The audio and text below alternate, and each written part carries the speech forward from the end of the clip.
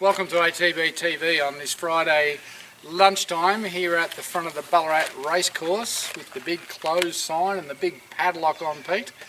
But we're not that far away from getting back to the races, are we? No, and I better do this up for Liz. You got your Uber truck behind. You've been moving Uber horses everywhere, Darren. Yep, I've been all over the state this week, the last 2 days anyway, and I'm glad it's done. I've just got one more to go and get. But let's go through last week's runners. Yeah.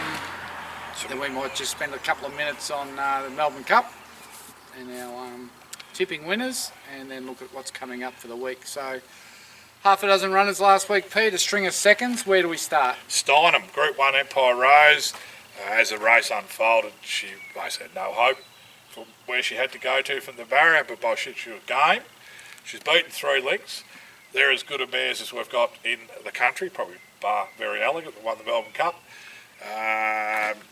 She's got Group 1 written all over her, Darren, in time, but that was just probably just a stretch too far. Basically, just the way the race mapped for her. Yeah, I thought her run was, it's disappointing when you run 9th and they paid 8th. Yeah, I hated that. 20 grand, but look, she must have covered at least 5 lengths more than the winner. She's been beaten 3. Doesn't help us. Craig Williams. Sorry, was it Craig Williams? John McNeil. John McNeil, and who rode the winner? Oh, sorry. Oliver. Oliver's rode the race of probably the carnival. Don't think it went around a horse. Yeah. Saved all the ground. We came around him 48 wide. Had to make a big run. Coming from last. Can't win Group 1s doing that. No. I'm not sure what else could have been done, whether he should have picked through them, but appeared to open up in the straight. That's the only thing, if he just try and ride for luck like if Oliver. He saves 3 lengths, he wins. You know, and do you get through? You don't know, but I'd rather you're run a chance that way, aren't you? I'd rather run up bums in the straight, having no luck, than go 28 wide. Have no chance. Get beat with no hope. And as it turned out, the other race she could have run in yesterday was a field of hacks for $250,000. I don't know why they didn't back her up, Pete, these trainers. Back in the day, I think Archer ran on the Saturday, the Tuesday, the Thursday and the Saturday. Far Lap won on all 4 days. Yeah, so what are these trainers doing? I mean, must be close to Far Lap. They say the horses aren't as tough as they were, but I reckon the jockeys and the trainers are soft and the horses are still tough. Yeah, you reckon for their 10% they'd be having 5% having a crack. She could have had a jog around there Thursday and would have put them to bed. But anyway, we made our choice and we got to live by it. We'll go to a similar race as yesterday in a fortnight, I think it is, or 10 days. It was back to listed. Yeah. The other thing was I think they ran a second half faster in that race than the big Group 1 Open. Yeah. So her sectionals coming home must have been as good as any. Well, probably not the winner because it was back with us. We might send those sectionals out. But yeah. The $2 million race over a mile that was open, yeah, where she would have got weight relief, they ran actually slower time. Yeah. So I don't know whether that means anything. But anyway, we had a crack at a Group 1. It doesn't happen that often. Yeah. She'll go around in that listed race at Caulfield, the Sandown meeting, in a couple of weeks over a mile, and it'd be nice if she could win that stakes race and then have a freshen up ready for the autumn. I think if we put it in a nutshell and just say you got beaten 3 lengths by Colette and Mystic Journey, and you had to sort of give them starts, you know what quality of mare we've got. I don't know how we turn it around. Because of her racing style? Well, the way she's been ridden. I mean, I agree with you, change the rider. I never said the cut. I don't agree with sacking the trainer, but I agree with... well, it's hard when you draw 16. Do we put blinkers on her? Field of 6. I asked the question. Well, when Didn't get the answer. We drew barrier 9 in a small field. You're not that far back in a small field. I think what was there, 18 in that race? So, I don't know. You're not going to get fields of 18 every day. I don't know, maybe we need... If you want to win a Group 1, you can't be giving away lengths. If we could draw gate 4... What did we draw in the Oaks? 1 and ended up bloody way back. What'd you say about John McNeil? He got a new sponsor. What? You know what his new sponsor's called? What? One Dimensional. Back and wide. Not that we're bagging jockeys here at ATB. Move on. Let's go to Mortlake. Bag the horse here. Oh no, we bagged the track. And that's what I'm going to put it down to that. I was there the Monday, the day after, and it was, I won't say disgraceful, but it was patchy. And I think it's typical of these tracks where they've got to drag a hose around to water it, and there was heavy 10 in places, heavy 8, good. It was the average was a slow 7, but there might have been about 8 points of the track were a different rating. Now, I just don't reckon this big mare went 1 inch in it when she got to it. She got beaten 22 lengths. Now, well, I wanted to sack it straight away. There's no way. I mean, I'm not allowed to. We got overruled. Her worst run, I think she's been beaten 4 lengths in the past. Now, you can't just lose 18 lengths in form, can you? Find out Sunday anyway, because she's been backed up. Yeah, well, all right. I'll just shut my mouth and watch next run, but I'll tell you what, she won't be running around those colours so along the way she's going. We'll see on Sunday. Hope there's an improvement. Monday, start of our seconds, Darren, and over there, around 1800 metres, where Crackerjack Prince runs second. First up, over 1400, good run. The winner was too good. Yeah, well, like you said, he wasn't fit enough. Trainer should have worked him harder. Archie can just about hear this, right? He about to block away. No, look, he won first up last prep. He's up, obviously this time first up, he's up in grade, but the run was full of merit. The winner smashed him. Yep. It was just wound up, ready to rock and roll. Our horse was good. Good start for the prep. 2 options going forward. Said he's a better horse now he's been gelded. Yeah. More genuine and not carrying such heavy weight. So, you know, he's probably in for a good prep. Where does he go? There's 2 options. There's a mile option at Kilmore or a Class 1 mile option at Sandown. I'll be going to Sandown. I hate Kilmore.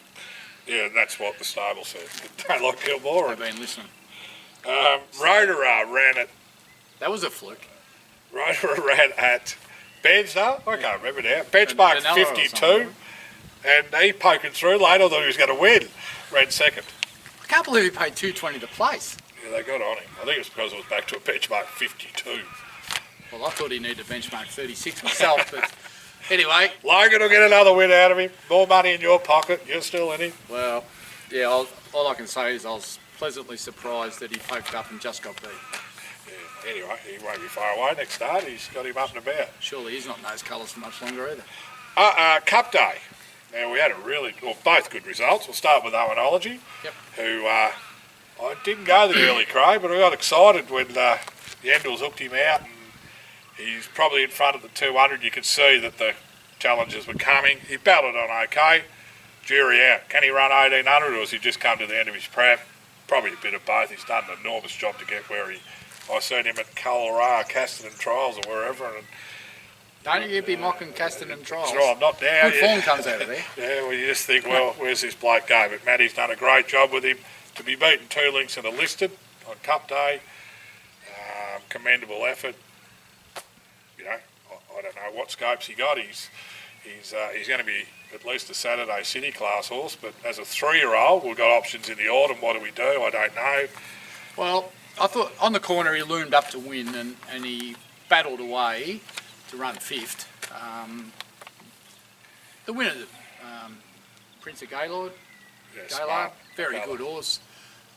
No disgrace getting beaten by it, but I just felt that the 1800 just found him out a bit at this stage of his prep. I don't think on pedigree's bred to run any further than a mile. We did actually spend some money and send his DNA to Ireland to get some feedback on that. We're just waiting for that to come back, but I know on my goldmine system it says he's a miler, and I'll be interested to see what the DNA. I suspect it'll come back and say he's a miler. But no disgrace to run 5th there. Gave us a thrill on the corner, but no doubt as soon as we thought he was going to win, we could see this thing smoking up behind him, and we knew it was going to go straight past him. The only way Yendall could have stopped that thing passing this was reaching the jockey and ripping it off the horse. But all in all, he's done a good thing. You know, he won a maiden. They very rarely win their next start, let alone go to listed grade. And you know, he probably could have went anywhere else and probably won. But someone found him on the punt.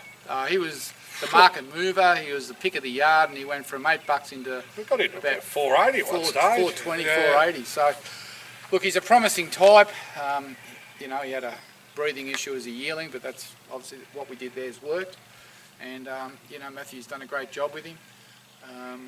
Yendall probably gave him a fair ride. I think he had the winner half flushed us out. But it's had to go the same time as we were, and it's just stronger than us. But probably a bit more seasoned. Yeah, he got as rolling. You said, probably got a better trainer. Pick on Pete Day today. Cost me a multi. I only had to run a place. I know, don't talk about it. The $27 multi, but anyway, boosted to $31.50. Yeah, anyway, they don't pay on 5th. He's back in the paddock. I know he said he's going to have 6 to 8 weeks, but he won't be having 6 to 8 weeks. He'd be bloody He'll be elephant. having 4 weeks, and then you can get him ready for the autumn. He paraded well, big bloke. Yep. And he was the pick of the yard too. He was. Yeah. 4 weeks, that's all he's getting. If Beetroot doesn't want him back, I'll send him somewhere else. Plenty of trainers put their hand up, Darren. Except for Simon Lyle. Dear. That's an in-house joke. That is an in-house story. The run of the week, story of the week. Well done to Saab here with Serious Suspect. Does Saab watch this? I hope not. I'll just cut this bit out. Look, he was disappointed after the previous run. Picked the horse up, took him back to milk. I think that's where it is, back to the property. I think the horse loved that change. Saab, and good on him. He said, I got him back after a couple of weeks. And look, I just think too, these older horses, you need to reinvigorate them to get them back to their best. Now, the farm suited him, and I think the way the race unfolded for us suited the girl was just able to let him build at his own steam, and he loved it out there by himself. He's a ladies' man. Yeah, well, Saab. No, JB Carr, Linda Meach, Rachel King. Well, he was dreaming about all the girl jockeys he could put on, so I don't know how that goes with his partner beside him. But anyway, look, good choice. He ticked all the boxes. He got it all right, apart from we found one just a bit better than us on the day. Well, what did he pay the place? $9? Well, I think he could have got 12 or 13. Someone got 16s, I think. Yeah. Anyway, look, and the other thing, just that slight drop in grade. Yeah, the right class. He's in his right grade. Yeah. Back to listed grade. It's Melbourne Cup Day. He looked like the real Serious Suspect. Well, he did. And I know they had a tail win, but he still ran 108.6 or something and got beat. It was amazing, really. But amazing then on the Thursday, yesterday, where they all come. Down the outside. Well, the last race on the Tuesday, they were all down the outside, Well, once again, I don't know why he's not running Saturday in the Darley Classic against Nature Strip. I reckon he could have run second or third there. Might have bought it up, he knocked him over. Would have been nice to see him in that race. But again, you get back to those soft trainers, don't want to back them up, is that what you're saying? I don't know. Well, I watched him gallop around the track there this morning. Could have been galloping around Flemington on Saturday, couldn't he, in the silks? Well, but anyway, we're not greedy. But look, it's good to see the horse back, and it's probably good for Saab because it's the only city class horse he appears to have at the minute. And it was a bold move to go with Rachel King, but I think he's worked out that the horse is very quirky, number one, needs very soft hands. It also, he gets intimidated when he's in amongst them. I reckon that's another thing. And I reckon the other thing is he needs a jockey that actually will listen to him rather than just do what they want to do. And we've been the victim of that a few times, as the proprietor of the Royal Meredith knows all about it.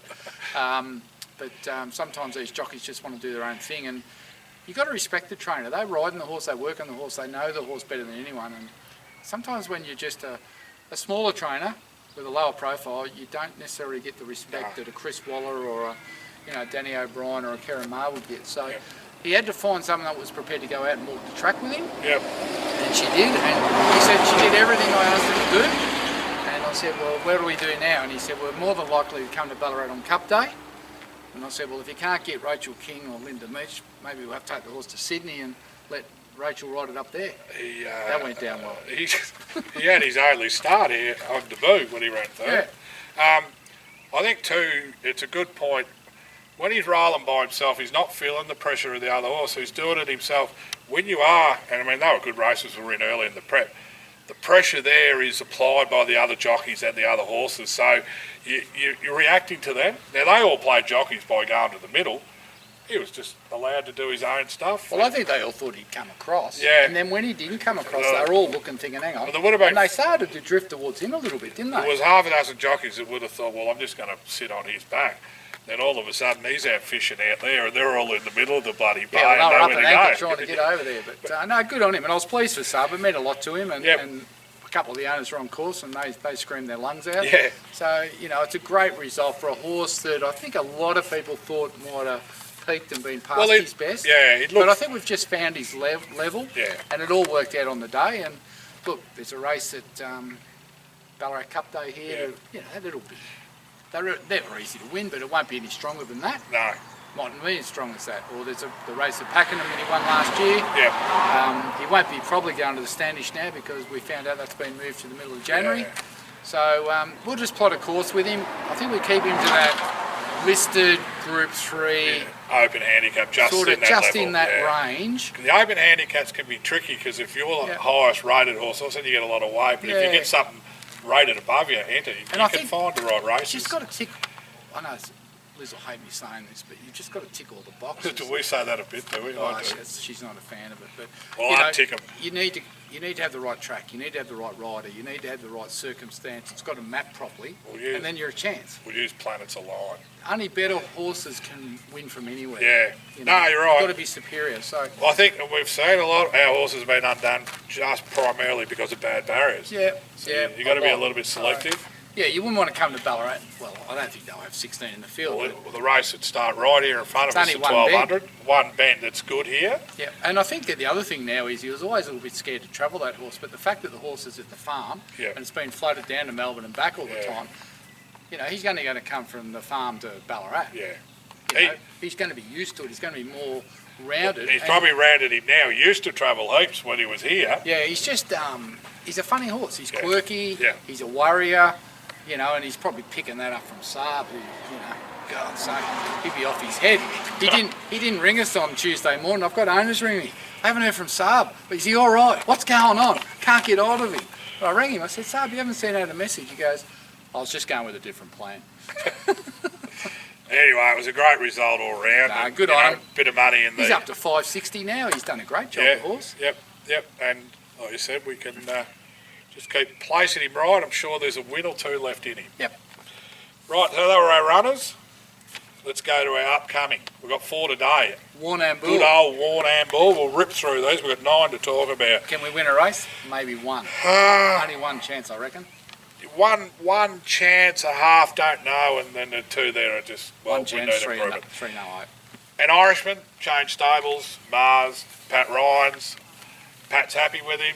Back to a 58, ripped all the gear off, so he's got no headgear on him, so the horse might be 10 in front, feeling unrestrained. Who's riding? Michael Poy, good jockey, son of a legend.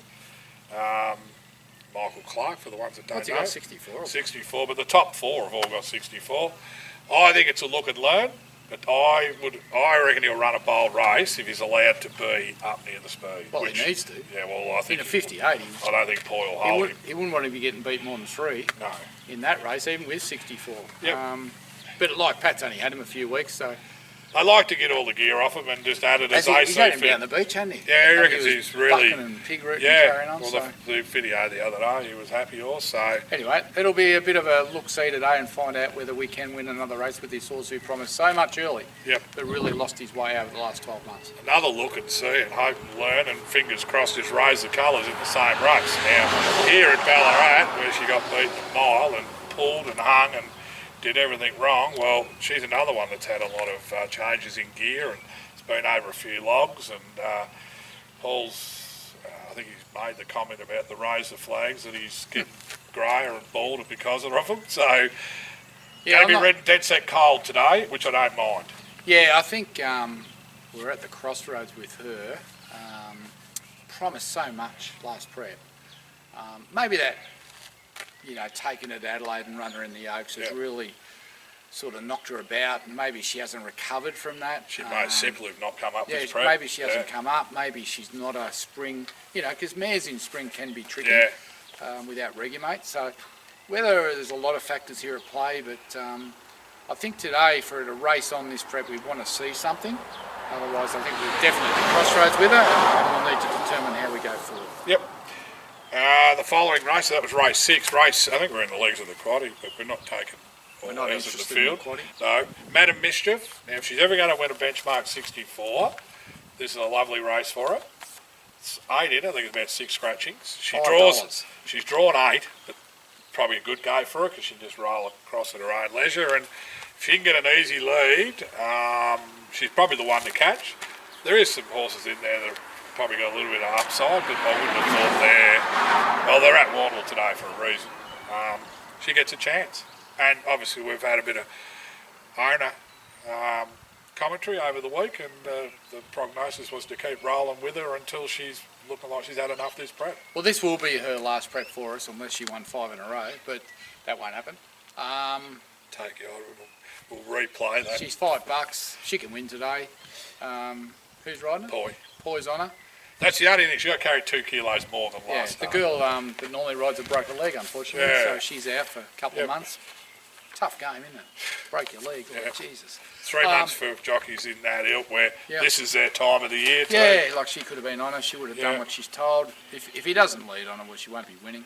And she'll need to just sneak off the fence there at some point. But anyway, look, she's $5 in a race she can win. They've had no rain down there, Darren. No, it all came down the centre. So at the end of the day, she's there. She's got a chance. I think she's tough. She'll run top 4. You know, and there's a number of races coming up. Jericho Cup, there's a fillies and mares race, so that's the end of the month. So hopefully all goes well today. You know, we might be able to. If she won today, she'd be rode out of that. No, it's a benchmark 70, so it's a lift again. Jeez. Yeah. Right. But like Pat said, you know, you don't get the Jericho Day where there's high weights and all that. You're probably not going to get those extremely good horses. Yeah. They water the track. So that's something to look forward to because it might have opened up a little bit more for the owners by then. Yep. Well, she's a winning chance today. Yep. Cracksman. Now this is a 2-part plan today. This week after. He was scratched last week from a 2500 and Lindsay said, right, I need to get some miles into this bloke's leg. He wanted to trial him twice at Mortlake over 1300, first and last trial, but the steward said no. So he had a good solid hit out there. Hard to train to stay, doesn't it? And then he said, I'll pop him in today, so that's 3,000 metres under race day pressure for the week. And then we go to Moonee Valley today fortnight as his final lead-up, which is 3,800. It's only 17 today. So today's just a tune-up. He said he wants to ride him aggressive to get the most out of the 1,700. Yeah. So he won't be. Yeah. He'll work him. And I think he'll be in the finish. I'm not saying he can win, but he'll be in that top, that weigh-in area. Yeah. No, that's just all trying to get him to the Jericho. Yep. He's $20 chance today. So that's that today. Tomorrow we'll go to Geelong first. Street Baby. This looks a lovely race for her. Second up over 1,700. First up at Bendigo. We all got the fright of our life at the 100. We thought she was going to win. She's finished off nicely for second. The progression from 14 to 17 is ideal. Geelong just seems like the right track. It's a 0 to 58. Bo Merton's on. Yeah, well, I've just come from Andrew Bobbin's farm there at Pomona. Yeah. First time I've been there. Outback rural Australia. Got to say, it's a lovely spot to train a horse. It's pretty much just a big farm, and all the horses are they are all outside with shelters, but they all look pretty relaxed to me. And I saw her there on the walker just poking around, so pretty relaxed setup there. So look, he's a trainer to watch, Andrew Bobbin, for those who don't know him. And he's got. I just dropped Shine and Dandy off there now, but with that big sand track he's got and that big dam or pool that he swims them in, pretty good setup. And all the horses I must say, I saw her on the walk and she was really chilled out. Yeah. She ran super first up, so look, if she can reproduce that tomorrow, she'll certainly be a chance. Markets went up, but she's got to be. She'll be sure. $4 or $5 chance at most, I would have thought. Hasseltoff will finally get to the races with this bloke. Obviously, and it's typical of sometimes when you try and target a race and the things just don't work out for you. But anyway, they scratched yesterday, and in the end, it probably wasn't as wet as we probably thought it was going to be. He goes to a 2,000 metre race. It's the weaker of the 3 options we're looking at. My little concern, and I know it's not from a fitness point of view, but from 14 to 2,000, for a lot of trainers say you're always better after your first go at 2,000, and then maybe a little jury out. Is he a 2,000 metre horse? No, 100%.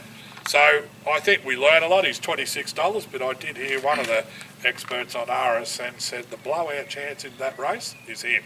Yeah, well, look, he loves Flemington. Yeah, he dropped back to 1,400 just to sharpen him up a bit because he was just getting into this habit of dropping out and running home and sort of teasing us all the time. Yeah. And the plan was to get him back, just freshen him up back to 14, get a bit of sprint in his legs, and then he was supposed to run yesterday, and I think it was a 50 to 1 chance in that field yesterday, so they've gone for the 2,000 option and he's 17 or 18 bucks, so he might be 20s now. Yeah. Look, I'm not convinced he'll run the 2,000. I hope I'm wrong, but Craig Williams was the other reason we waited till tomorrow because he'll be riding him. Yep. He's been on him before, so And look, he'll produce him at the right time. Good gate too. Yeah, he's got a good gate, so look, if he needs an uninterrupted run. He's a momentum building type horse. So if he can just get the clock right and just ride the race for him rather than worrying about what the others are doing, and just try and get his times right. And you know, we've seen that a lot this week with James McDonald and also Damien Oliver, where Stood out, haven't they? they just got that clock in their head and they ride their horse to win. They don't ride their horse to be on the back of the favourite, or they're not worried about all the others. They're worried about what times they're running, and they know what the horse can do, and they just seem to have that sense of timing just to poke through at the right time, and they've stood up this week, those two. So Craig Williams will be hungry and desperate to ride winners. He's had a pretty lean carnival. He rode a winner yesterday? He rode a Group 3 Was winner. that a 50 outs he had prior to that? So yeah, so he's desperate and hungry to maintain his status of one of the elite. So is Hasseltoff the right horse to do it? I'm not sure, but Griffiths did poke up with one yesterday, 50-1. Do you end a lot? Yandel, and I just hope Hasseltoff can run a good race for the owners, because he's been a promising horse and he just needs to do it. Yeah, no, I agree. And have a good day. There's half a dozen owners going to be on course, so hopefully you can see a nice result. So that's Saturday. Sunday. Now we've got a couple here that are interesting, Darren. We'll start with Liam Howley's. It's the Frank Lazzardi filly called Frankly Rosie, first start. He's been patient. The owners must be patient as well, but he's been very meticulous about when he's got her to the races. He reckons she's in the right headspace, going to Ararat. Jane Mesquia line 1100 metres. Won't be in our fluoro colours. I think all green colours he wears. So this is the filly we sold at the sales by Frankel. And bred then sold. Yeah, bred it and sold it, and kept a share to race, and she debuts at Ararat on Sunday. I know her work's been good. I know he's happy with it. Like you say, he's taking his time, and she's still maturing and she's still learning. But I would think if she's got any ability at all, I agree. And the trials have been encouraging. She should be right there. And I think his work. She's got more competitive the more he's got into her, so that streaks. Whether it's just a little bit short for her, being a Frankel, they're best over 14 to a mile. I'm not sure, but if she's better than them, she could put them away. But no doubt I'll get the late mail in the morning. We'll be waiting. Dandy Classic, we spoke before. This is the race where we need to see if it was that wet track at bloody Mortlake, because she's going to get a... Oh, no, what's the weather? Heavy rain. Well, that's going to throw a spoke in the wheels. Well, I think the message needs to go back to Paul that if the track is heavy, maybe we just pull it out. Because we've got an inch of rain, 20 to 30 mils forecast from Saturday night to Sunday lunchtime. So if we end up on a wet surface, I don't think there's any point going No, there's not, because you'll learn nothing. And that'll be the same with the other horse. I think we said it at Matawa too. She wasn't bad. That was a real heavy track, but the last 300 she wouldn't go through it. So let down. You wait 3 days and the tracks are back to good. So we'll so play that by watch ear. that very closely, that weather. But it's certainly a crossroads send look. message, Paul. Yep. Choco Rock is another one. We've seen him once. Now this didn't... On a wet track. And no look, nothing. Put him out. I think he's come back in the same sort of trial form as John McArdle said. He's really worked on the calendar to get a race that suits. We're at Manila, Barrier 1, Will Gordon on. It's 1100. Like he said, it may be a fraction short, but keeping him on that fresh side, he expects him to be in the finish, I think, by the reports. Once again, if we end up on a wet track, he'll be coming out. He's hopeless in the wet, so he's got a lot of ability, this horse. He's won a trial there at Mornington and he's going good. So his old mate, my old mate Choco. He loves him. He does. Anyway, we'll see what happens there. But, you know, if the weather's going to be the key on all those Sunday runners, so we've just got to stay tuned to that. But if I was having a bet this weekend, what would I be doing, Pete? I'll be taking Mad at Mischief today. Yeah, Street Baby's a good Street chance. Baby. And then I suppose you could... Hasseltoff the place. Yeah, each way and there. And then you could almost take all three on the weekend, Yep. on Sunday, providing it's not wet. Weather permitting. Yep. All right, Monday, Maui, no runners. This bloke's got 100 acres to mow and he's coming straight at us. Quickly we'll get into it. Tuesday, no runners. Hamilton. Wednesday, we could have a dandy man. He was really good first up. Ready to win. Yep, nice horse. Now the tipping comp, dual winners. Yeah, we had Al Brad. He couldn't quite hang on to win by himself. Les McDowell got to him the week before. They both tipped incentivised. Yep. So they've drawn, dead heated. There's a few on 14. So we're going to give them a $100 betting voucher for Saturday. And they're going to let me know what it is, and then we're going to put that bet on for them. So you'll contact them. I'll email them and they can send the bets. Yep. And the weekly winner of the cut was Ian Quinn, who tipped Very Elegant. Yep. Well done, Ian. And I tipped High Totsu and Light Very Elegant back neither. So that makes me a bug putter. Well, you put the video up, they should have followed your lead. You did alright, didn't you? I nailed the first four, but it didn't pay much, $5 grand. But I think we made the point that everything in the market we're going to finish in the figure in the finish, and they basically did. Well, she was enormous, and we said we'd talk about it. She was breathtaking, and congratulations to Chris Waller. Yep. Great effort, and James McDonald and Damien Oliver stood out over the carnival. The two best jockeys. We're going to cut it here because old lawnmower man's coming straight at us. So until next week, I'm Darren Dance with Peter Morgani. Have a great weekend. See you guys.